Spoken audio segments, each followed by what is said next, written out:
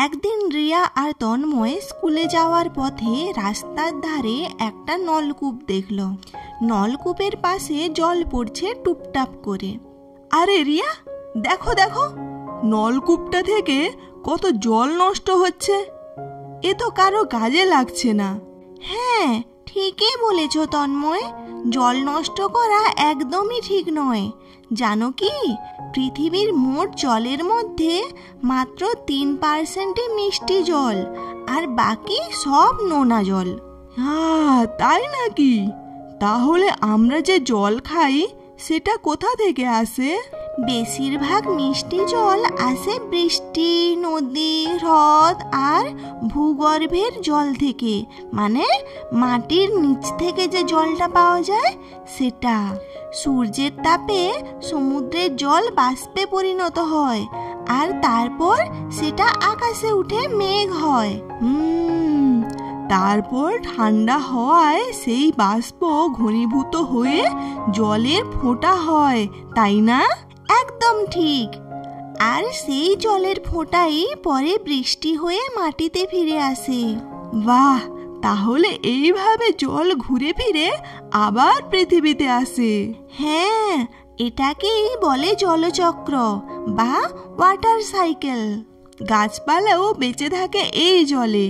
তারা মাটির নিচ থেকে জল টেনে খাবার তৈরি করে। একদম ঠিক বলেছ। গাছপালা, মানুষ, পাখি সবাই জলের উপরে নির্ভরশীল। তাহলে যদি আমরা জল অপচয় করি সবাই কষ্টে পড়বে, তাই না? হ্যাঁ তন্ময়, তাই আমাদের উচিত প্রতিদিন অল্প অল্প করে হলেও জল বাঁচানো।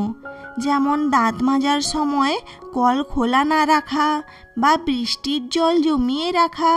বুঝেছি রিয়া, আজ থেকে আমি আর জল নষ্ট করব না।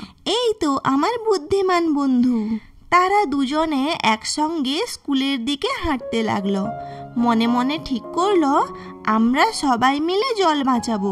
জীবনই তো জল, জলই তো জীবন। রিয়া ও তন্ময় দৌড়ে স্কুলের গেটে পৌঁছে গেল। উফ, ঠিক সময়ে পৌঁছে গেছি।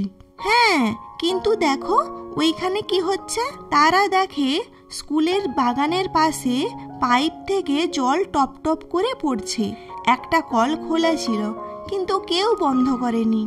তন্ময় রেগে গিয়ে বলল, আরে, এত জল নষ্ট হচ্ছে, কেউ দেখে না নাকি? চলো যাই দেখি। তারা কাছে গিয়ে দেখে মালি কাকু গাছপালায় জল দিচ্ছিলেন এবং কাজ করার শেষে কল বন্ধ করতে ভুলে গেছেন। কাকু, ও কাকু, আপনার কলটা খোলা রয়ে গেছে তো, ওখান থেকে তো জল নষ্ট হচ্ছে।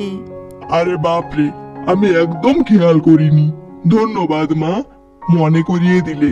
জল আমাদের জীবন কাকু, একটু সচেতন থাকলে অনেক জল বাঁচানো যায়। ঠিক বলেছ, আজ থেকে আমি জল ব্যবহার শেষ হলে সঙ্গে সঙ্গে কল বন্ধ করে দেব। তোমরা দারুণ বুদ্ধিমান, হা হা। তখনই ক্লাসের ঘন্টা বাজলো। তারা দৌড়ে ক্লাসে ঢুকে পড়ল। শুভ সকাল বাচ্চারা, আজ আমরা জল সংরক্ষণ নিয়ে আলোচনা করব। তোমরা কি জানো কেন জল সংরক্ষণ করা এত জরুরি? পৃথিবীর বেশিরভাগ জল নোনা আর মিষ্টি জল খুবই কম। তাই আমাদের উচিত সেই অল্প জলটা যত্ন করে ব্যবহার করা। খুব ভালো বলেছ। তাহলে বলো দেখি, আমরা কিভাবে জল বাঁচাতে পারি? বৃষ্টির জল সংরক্ষণ করে রাখলে সেটা পরে ব্যবহার করা যায়। দাঁত মাজার সময় বা স্নানের সময় কল খোলা না রাখলে অনেক জল বাঁচানো যায়। দারুণ, তোমরা আজ জল সংরক্ষণ দিবসের সেরা বক্তা হতে পারো। মনে রেখো, এক ফোঁটা জল এক জীবনের সমান মূল্যবান।